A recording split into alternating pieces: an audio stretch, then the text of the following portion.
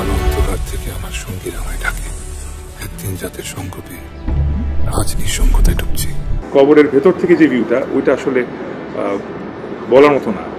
ওটা দেখে আমার কাছে মনে হচ্ছিল যে ইয়াল্লাহ, এটাই তো আমাদের শেষ পরিণতি, আর অথচ আমরা পৃথিবীতে কত ভুল করি।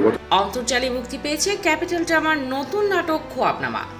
রোমান্টিক ট্র্যাজেডি ঘরানার এই নাটকটি মুক্তির 16 ঘন্টাতেই 16 লাখেরও বেশি দর্শক দেখেছে। তবে একদিনে এর ভিউ দাঁড়িয়েছে 2 মিলিয়নেরও বেশি। নাটকটিতে তরুণ এবং বৃদ্ধ দুই লুকে দেখা গেছে অভিনেতা তৌসিফ মাহবুবকে।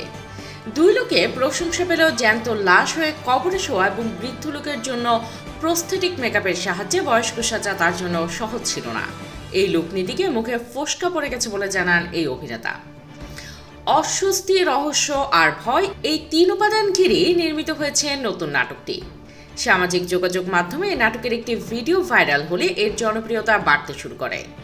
এই ভিডিওতে দেখা যায় কবরে এক লাশের সঙ্গে দেওয়া হচ্ছে বিশাল আকারের 6টি সাপ, যা দেখে রীতিমতো চমকে ওঠে দর্শক। নাটকটিকে দর্শকের কাছে গ্রহণযোগ্য করে তুলতে কোনো গ্রাফিক্সের সাহায্য না নিয়ে তৈরি করা হয়েছে। এই নাটকে সাপের সঙ্গে সাহসী অভিনয় করতে দেখা যাবে অভিনেতা তৌসিফকে।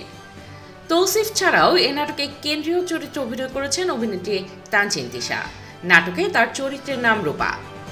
নাটকের কাহিনী জানা না গেলেও ধারণা করা হচ্ছে নাটকটিতে থাকবে স্বপ্ন, দুঃস্বপ্ন কিংবা অদৃশ্য কোনো জগতের গল্প। Desk report, hard news.